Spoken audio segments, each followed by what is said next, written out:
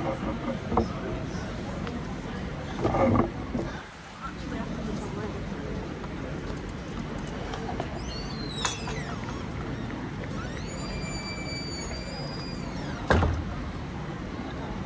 shalom. First and foremost, I want to give all praise, honor, and glory to the Most High God Yahweh, Bahasham, Hamashiach Yahweh Shai. Come out here week in, week out to prophesy the downfall of this wicked society and wicked kingdom, Babylon the Great, and to teach the true Israelites, according to the Bible, who they are, the so-called Black, Hispanic, and Native Americans. And that's according to the Bible. That can be proven through Bible prophecy, right? The curses of Deuteronomy chapter 28. And we can also prove that Babylon the Great is this wicked society and wicked kingdom, chiefly America, right? The land of the red evil Edomites, right? So with that, we're going to jump into some law and then get into some history. But first I want to grab the law in question, which is Exodus chapter 20, verse 16. This is the book of Exodus chapter 20, verse 16. Thou shalt not bear false witness against thy neighbor. Okay, so this is a law. You can't bear false witness against your neighbor. You can't lie and say you've seen him doing something that he didn't do. Right, maybe you say you saw him committing adultery, which is actually what we're going to go into today. If you say you saw him committing adultery, adultery is punishable by death. So you'll be trying to accuse him of something that's punishable by death. That's a scary thing, being falsely accused of something like that. And then you have to be put to death, right? Especially if you can manipulate people to believe through his false testimony that that's the actual case. Right, so you can't bear false witness. And there's a few things I want to bring out here, but one thing that I do want to mention, actually through the Spirit, is Christianity. They like to teach that the laws are done away with and you don't have to keep the Mosaic law or the Torah. That's what Christianity likes to teach. Well, you ask somebody in Christianity, hey, can I eat pork? They'll say, yeah, you can eat pork, no problem. You say, hey, do I have to keep the Sabbath day? They say, no, you don't have to keep the Sabbath day. But then you ask them, can I bear false witness? Can I commit adultery? Can I kill? Can I steal? They say, no, you can't do that. It's like, well, where do you draw the line? You're saying the law is done away with, but then you're telling me to keep the law. Telling me not to break the Sabbath day, not to eat pork, not to kill, not to steal, not to bear false witness. But you can eat pork, right? And you can break the Sabbath day, right? That's madness. Is the law done away with or not? So I just want to bring out actually a couple of scriptures. I want to get Malachi chapter 2, verse 9. Because they'll tell you, oh, you can eat pork and you can break the Sabbath day, but you better not bear false witness, you better not commit adultery. Well, that sounds like this. Let me just bring it out. The book of Malachi, chapter 2, verse 9. Therefore have I also made you contemptible and base before all the people, according as ye have not kept my ways, but have been partial in the law. So the children of Israel, the so-called Black, Hispanic, and Native Americans, are base before the people today because we've been partial in the law. You know, saying, oh, you can eat pork if you want, you can break the Sabbath day, but don't commit adultery. Well, how are you going to be partial in the law? That's why we're base before the people. That's why we're the bottom of society, because we're partial in the law. We want to keep this law, but don't want to keep that law, right? And the Most High doesn't deal with partiality. It tells you about that in Revelation chapter 3, verse 16. Let me drop that. Might want to start at verse 15. Revelation chapter 3, verse 15.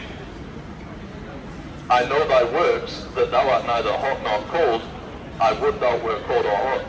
So then, because thou art lukewarm, and neither cold nor hot, I will spew thee out of my mouth. So the Most High said, hey, I'd rather you be on one side or the other. I know thy works, that you're neither hot nor cold. You're trying to be righteous and wicked. You're trying to do a bit of both. Well, the Most High said, I'm not dealing with that. You try and do righteousness but dabble in a bit of wickedness, he's going to spew you out because he doesn't like partiality. That's why he said in Malachi chapter 2, verse 9, therefore have I also made you contemptible and base before all the people, according as ye have not kept my ways, but have been partial in the law. So Christianity trying to teach people that you can eat pork and break the Sabbath day and you don't have to keep Passover, but don't commit adultery. Well, how do we get that? Why are we going to be partial in the law? See that? See, even the heathens understand, man. How are we going to be partial in the law? How are you going to say, oh, don't eat pork, break the Sabbath day, don't keep Passover, but you can commit slakia, but you can't commit adultery? No, it's slakia. How are you going to say you can eat pork, break the Sabbath day, you can break Passover, that's fine, you don't have to keep those anymore, but you better not commit adultery, you better not steal, you better not kill. You're being partial in the law. Christ didn't do away with the law. We read that in Matthew chapter 5, verse 18. I was just bringing this out last night in the Friday breakdown lesson that we do on the channel. Matthew chapter 5, verse 18. For verily I say unto you, till heaven and earth pass, one jot or one tittle shall in no wise pass from the law, till all be fulfilled. So nothing, let me get the previous verse. Think not that I am come to destroy the law or the prophets. I am not come to destroy but to fulfill. So Christ didn't come to destroy the law. He didn't come to do away with the law like Christianity teaches, those idiots in the Christian church. He didn't come to do away with the law. No, he came to fulfill them, right? To keep them, so that we can keep them perfectly now. Right? He said, till heaven and earth pass, one jot or one tittle shall in no wise pass from the law. Now, I'm not an expert, but I'm pretty sure heaven and earth haven't passed yet. So if he said till heaven and earth pass, nothing's going to pass from the law, guess what? You still have to keep the law. Right? It's when we get to Paul and people don't understand what he's teaching, that's when it gets a bit tricky, but we can give understanding on that.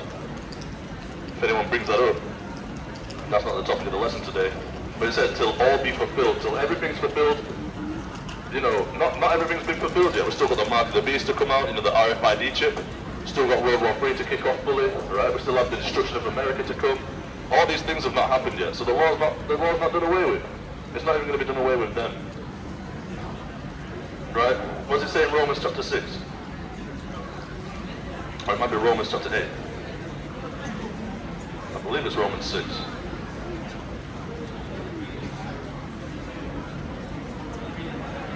I'd love to do a lesson on Romans 6 actually, that's a fire chapter. That cuts down Christianity just as much as Romans chapter 9 does.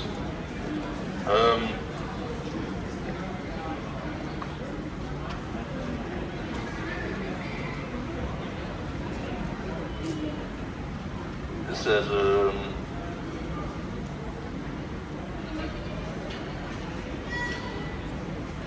might be Romans chapter 8. I might be. But Romans chapter 6 destroys Christianity too. Just like Romans chapter 9 does. Let's see about Romans chapter 8.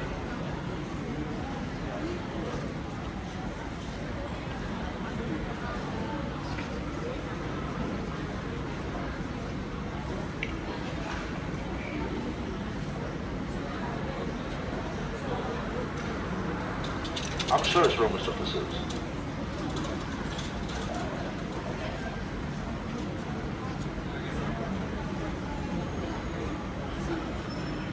I'll try Romans 6 again. If I can't find it, we'll move on. I'll just paraphrase it.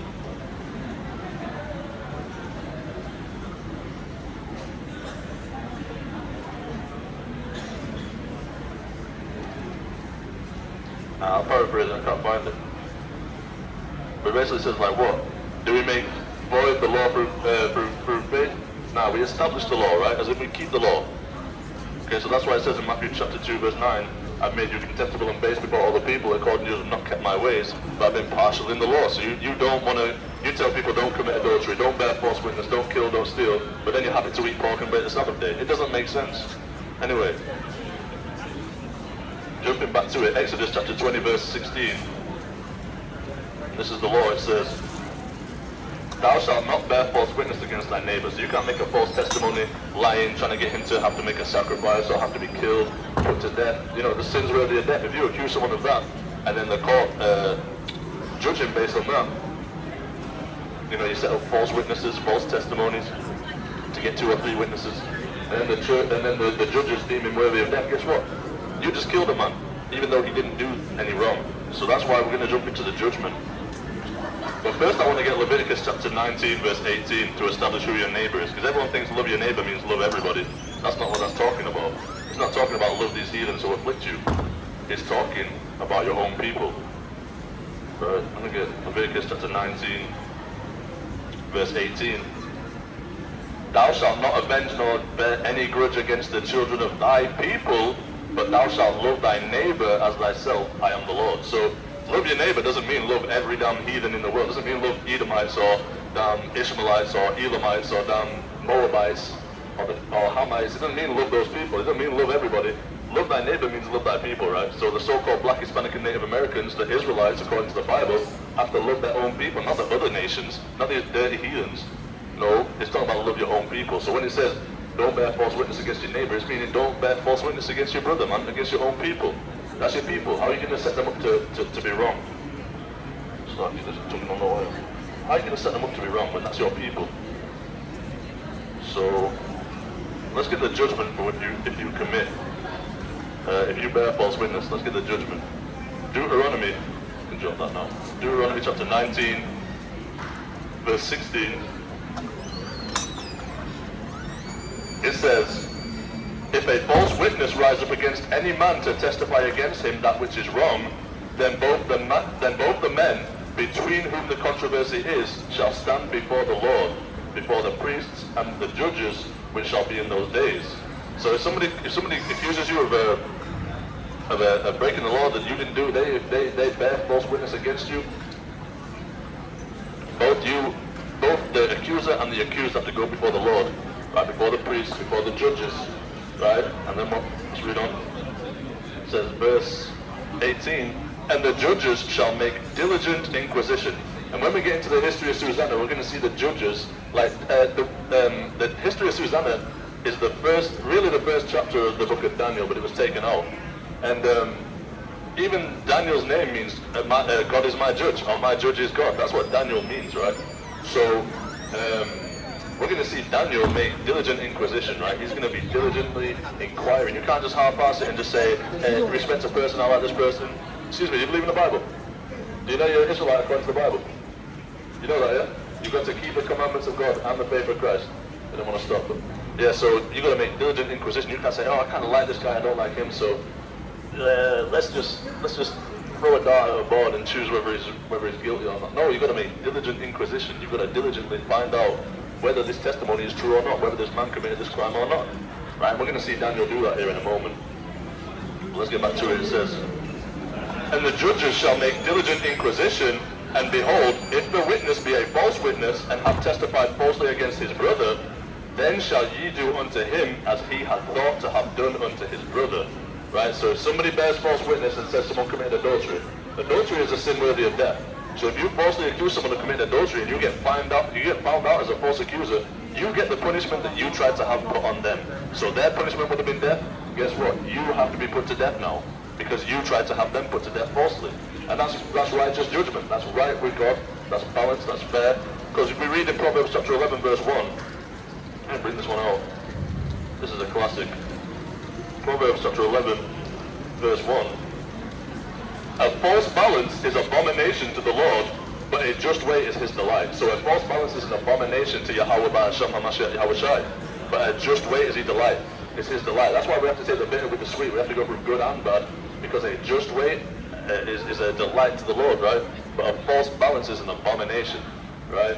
So that's why that's fair, that's balanced. If you try to get someone put to death by a false accusation, and then you get found out to be a false accuser, it's only fair, it's only right, it's only just and balanced, righteously, in true, sincere judgment, that you get put to death. That you get, because you tried to kill someone, you tried to get them put to death, you should take the punishment. That's only fair. If you accuse them of a sin that's worthy of a sacrifice, maybe they have to give a sin offering. Now you're going to have to give that sin offering and lose one of your animals, right? Lose one of your sheep, right? Because you tried to cost them that. That's only fair. That's right, balanced judgment. Right, but Babylon does not do right balanced judgment. They do false judgment. They take bribes. And Yasharala, so-called Black, Hispanic, and Native Americans, the true Israelites, was doing the same thing in the land. We were doing the same thing, being partial in the law, taking bribes. That's why the Pharisees got in trouble. Christianity always likes to talk about the Pharisees, and they say, oh, the Pharisees were wrong because they tried to keep the law. No, the Pharisees weren't wrong for trying to keep the law. The Pharisees were wrong because they were telling people to keep the law and not doing it themselves. Just like we read in Matthew 26, I believe. I believe it's Matthew chapter 26.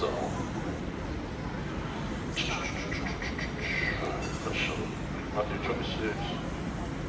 No? 28? It might be 23 even. I'll pull this one out in a minute. No, it won't be 28. What am I talking about? Matthew 23. Let's try 23. 24.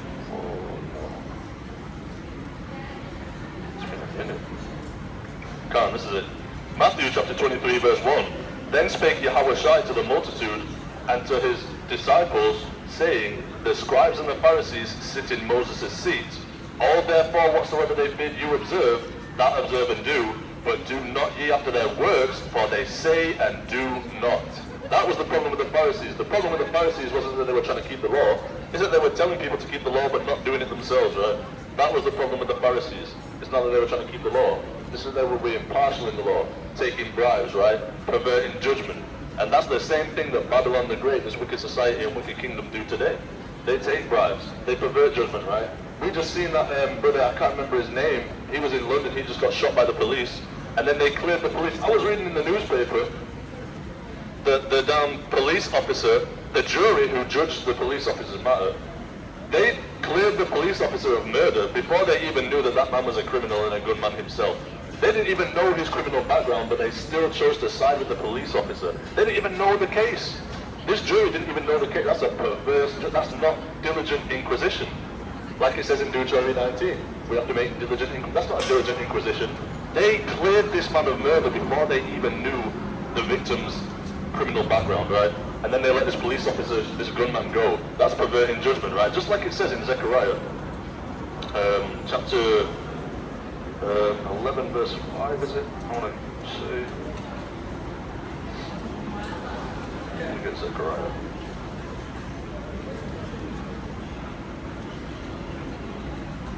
It's insane how they did that. They actually cleared that police officer that shot that man in London. They cleared him of murder before they even knew the man's extensive criminal history. The jury cleared that police officer of murder before they even knew that there was a gunman. That's perverse judgment, man. Right? Zechariah chapter 11 verse 5. Whose possessors slay them and hold themselves not guilty. And they that sell them say, blessed be the Lord, for I am rich, and their own shepherds pity them not. So these people who have us captive, they'll slay us all day long and won't hold themselves guilty. That man in London, that police officer got cleared of murder before the jury even knew the case. That's perverse judgment, that's not diligent inquisition, and that's the possessors slaying them and holding themselves not guilty. They are guilty, right? That's murder. He's guilty of murder, that man needs to be put to death. That police officer needs put into death, he needs to die. That was murder. But they hold themselves not guilty. I'll read that again. Zechariah chapter 11 verse 5. Whose possessors slay them and hold themselves not guilty, right? These damn devils who will kill us all the day long. You see it all the time in America, the so-called black man Judah being shot and killed all the time. It happens even in, Mark Duggan. No, I don't think anyone saw any prison time for killing Mark Duggan, right? The same things, man. There was that one, what she called that sister recently? I can't remember her name, but she called the police out in fear of her own life. They came around and killed her. This is the children of Israel, man, whose possessors slay them and hold themselves not guilty. That police officer in London who shot that man needs to be dead, right? There's even a 10,000 pound hit on his head. And what did they do? They hid him, right? They concealed him. We read in Deuteronomy 13, if you find someone sinning like that, you're not supposed to conceal them and hide them. But that's what they did because they pervert judgment and don't make diligent inquisition, right? But anyway, back to Deuteronomy chapter 19. Yeah, no, we read that. So, because a false accusation is scary, man. Being falsely accused of something is a scary thing. If you're falsely accused of something, that is a terrifying thing to go through, right? Because now you've got a tarnish on your name, and you have to prove yourself. Excuse me, do you believe in the Bible? See? Do you know you're an Israelite according to the Bible? See, the children of Israel don't want to stop. The best thing that these people can do is stop and hear the word. Because it's not Christianity that we're teaching, it's not Judaism, it's not Islam, it's none of that crap. We're teaching the truth of the Bible, that this is your heritage, right? This is your history. In this book, you don't want to find out. You just want to call yourself black, Nigerian, Jamaican, Ghanaian, right? You want to say you're from the Congo, you want to say you're from Zimbabwe. That's what you want to call yourself. You can't find any of that in the Bible. You're the Israelites, the true children of Israel, the true Jews. But that's the best thing they can do is stop and find out. But we read in Isaiah chapter 30 that the children of Israel don't want to hear. They say, we don't want to hear about what's right. Tell us sweet things, right? Tell us what we want to hear. That's basically what they're saying. We can read it like that in the GNT. But yeah, false accusation is a scary thing, right? You don't want a false witness to rise up against you. That's a scary thing. That can have a whole. We're going to read about that in Susanna, how everybody was against her. If the Lord didn't raise up Daniel, it would have been curtains for her. Let me get Sirach chapter 26. Sirach chapter 26 verse 5. It says, there be three things that mine heart feareth, and for the fourth I was sore afraid, the slander of a city, the gathering together of an unruly multitude, and a false accusation. All these are worse than death. So the slander of a city, having a whole city stacked up against you, right? A great multitude against you, and a false accusation that's stirring them up, they're falsely going after you. Imagine you got falsely accused of murdering someone, and now the whole city is against you, right? That's a scary thing. And that's why we don't bear false witness against our brothers, right? And that's why if you do, and you commit, you have to take the punishment that you try to afflict them with. And that's only right. That's balanced judgment, that's fair judgment, right? But Babylon the Great does not do fair judgment. Like I just said, that police officer in London has gone free for murder when he shot that man, and the jury cleared him of murder before they even knew the case. That's not diligent inquisition, that's perverse judgment, right? That is perverse judgment, just like it says in Zechariah 11, chapter 11, verse 5, whose possessors slay them and hold themselves not guilty. These damn devils, right? They will commit murder and then they will believe it themselves that they're innocent. It's just ridiculous, man. This kingdom has got to go. And that's why Christ is going to come with fire and put an end to all these nations, put an end to all these wicked kingdoms and wicked societies, right? Babylon the Great has got to go. This place is just perverse and dirty. Right? It's got people walking around eating pork. It's got people breaking the Sabbath day. It's got people thinking that their God's above the Most High God. This is ridiculous. This is why Timothy talks about, or Paul talks about in Timothy, men being lovers of their own selves and being covetous and boasters and proud. That's exactly what we see today, man. We see it from the Edomites. We see it from the damn Ishmaelites. We see it from the Moabites. They're all the same. Everybody's proud, right? But let me get Sirach, chapter 51, verse 6, I believe.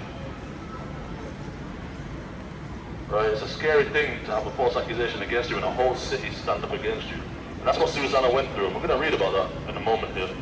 But I want to get Sirach chapter 51, verse 6. By an accusation to the king from an unrighteous tongue, my soul drew near even unto death.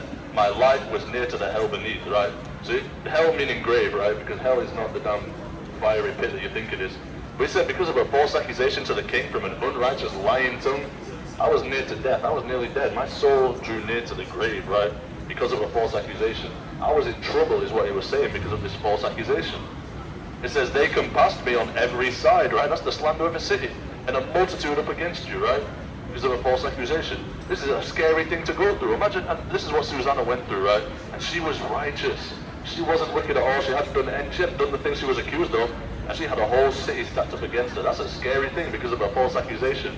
Because she chose to serve the Lord rather than commit adultery by force. So I'll read verse 7 again. It says, they compassed me on every side, and there was no man to help me. I looked for the succor of men, but there was none. So there was no salvation from men, right? Then thought I upon thy mercy, O Lord, and upon thy acts of old, how thou deliverest such as wait for thee, and savest them out of the hands of the enemies, right? See that? He didn't get any deliverance from men, so he thought about the salvation of the Lord and how he brought the acts of old, how the Lord always saves those that wait for him. Like it says in Sirach chapter, is it? Oh, there might be, there's one in Sirach and there's one in Job. I think it's Job chapter 8, verse 8. I want to get Sirach chapter 5, I believe. Let me see. Sirach chapter 5, verse 10. Or is it 2 verse 10? Number 2 verse 10. Sirach chapter 2 verse 10. Look at the generations of old and see, did ever any trust in the Lord and was confounded? Or did any abide in his fear and was forsaken? Or whom did he ever despise that called upon him? So this is exactly what Susanna went through. And she waited for the Lord, she trusted in the Lord, she didn't look for the salvation of men. And because of that, because she chose to stick with the Lord, she was given an outing. The old men that was going to lay with her, they said, look, either lay with us or we're going to falsely accuse you and get you put to death saying you committed adultery. And she chose to be put to death. Well, she didn't actually get put to death. But she said that she'd rather take the false accusation. Damn sister going with the Edomites, going with the devil. See that all the time in Leeds. But she chose rather to be put to death, rather to go through the false accusation than to commit adultery with these men because she was righteous. Because of that, because she trusted in the Lord and waited on him, hey, he's never forsaken anyone that's waited on him. That's why it says, look to the generations of old, right? But let me jump to Job chapter 8, verse 8. I might not even want this, to be honest. Depends how it's worded. It does say a similar thing, but Job chapter 8, verse 8. For inquire, I pray thee, of the former age, and prepare thyself for the search of their fathers, right? So that's basically the same thing. You can do the same thing when you're in trouble. You can look to the former age, and as long as you're keeping the commandments and the faith in Hamashiach Yahushua with the world called Jesus Christ, As long as you're keeping faith in Him and keeping the commandments of God, and you don't have to worry about nothing. You can look to the generations of old and see this salvation, see this deliverance. Right? You can see that in the generations of old, and no one's ever been confounded for waiting on the Lord, right? But that doesn't mean just waiting on Him doing nothing. That means serving Him, keeping His commandments, keeping the faith in Christ, right? But let me jump now to another thing that I just want to establish before we get into Susanna. I want to get Matthew chapter 5, verse 27, right? Matthew chapter 5, verse 27, just concerning adultery. Matthew chapter 5, verse 27. Ye have heard that it was said by them of old time, Thou shalt not commit adultery. But I say unto you, that whosoever looketh on a woman to lust after her hath committed adultery with her already in his heart. Now, it's saying that it's not saying that you can't lust after a woman, because if you want to get a wife, excuse me, do you believe in the Bible? See that? Children of Israel don't want to listen. If you want to find a wife, right, you first have to desire her. Lust doesn't always have to be a sexual thing. Lust just means a strong desire, right? So if you want to find a wife, you have to strongly desire her first, right? You have to see a woman who you desire. You have to lust after her. So it's not saying you can't lust at all after a woman. It's talking about a woman who already has a husband, because that's how adultery works, right? So if you lust after a woman who has a husband, you desire a woman who has a husband in your heart, you desire her as in your mind, then that's adultery anyway. A lot of people, especially in the land, this is why Christ had to come and magnify the law. A lot of people thought that as long as they didn't actually do it, then they weren't guilty of it, right? They thought that they could think about adultery, right? Think about sleeping with their neighbor's wife, but because they didn't actually do it, then they weren't guilty. But Christ came and said, nah, even if you think about it, you desire another man's wife in your heart, that's adultery. You've already committed adultery in your heart, because all actions start with a thought. And Christ is speaking according to wisdom. He's speaking according to wisdom. Let me get Proverbs chapter 24, right? Proverbs chapter 24, verse 9. The thought of foolishness is sin, and the scorner is an abomination to men. So even to think of doing foolish things is sin, right? Even to think of doing foolishness is sin. Even to think about laying with your neighbor's wife, you might as well have did it, because that's where the action starts with thought. You have to think it first. That's why Christ said that you desire a woman in your heart, then you've already committed adultery. Excuse me, do you believe in the Bible? See? Christ said if you desire a woman in your heart, if you lust after your neighbor's wife, you've already committed adultery in your heart. You're already guilty of it, because a lot of men would think that if they didn't do it, then they weren't guilty. But just thinking it is as good as doing it, because that's where it starts, right? It starts in your heart, right? All these fucking vapes, selected from my language, all these damn vapes, I hate smelling that. You know vapes is not water vapor, man. Everyone thinks that a vape is like water vapor. That's actually aerosols. You're actually smoking aerosols like an idiot, like an absolute donut. You're just a sauce. If you smoke anything, I don't care if it's cigarettes, I don't care if it's weed, I don't care if it's damn crack, I don't care if it's a vape. Oh, you got your fruity little flavors, have you? Oh, that's nice. You just look like a dick. But I'm not gonna lie, if you smoke anything, you're an idiot. If you smoke, you know when there's a house fire, the first thing to kill you is not the fire, it's the smoke inhalation. And you're just happily just talking away on your damn cigarettes all day. You're an idiot. I used to smoke cigarettes, so I'm in a perfect place to say you're an idiot. I used to smoke spliffs. I'm in a perfect place to say you're an idiot. You're actually dumb if you do that, bro. You're just killing yourself. And all these, especially Edomites, bro. These Edomites, like this kind of man right here, they're the ones that always say, oh, we're gonna die anyway. Well, yeah, you're gonna die anyway, but not jumping off a bridge definitely helps you not die. So why are you smoking? It's so stupid. You've actually got to be an idiot. And like I say, I used to smoke too, so I'm not being holier than anyone with this one. Because I used to smoke too. You've got to be an idiot to smoke anything, especially these vapes. Vapes is not water vapor, that's aerosol. And I hate smelling that. It's so like, you can tell it's got a fruity smell, but it's artificial. And you just look like an idiot. You just look like an absolute sausage walking around. My dad calls them douche flutes. Walking around playing your douche flute all day. You just look stupid, right?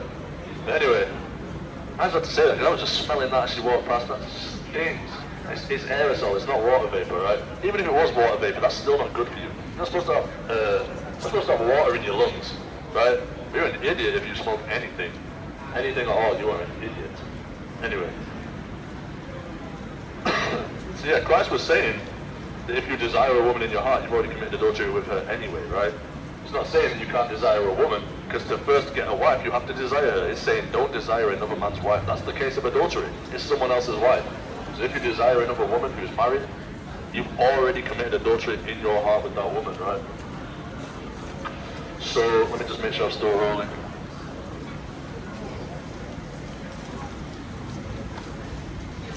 Con.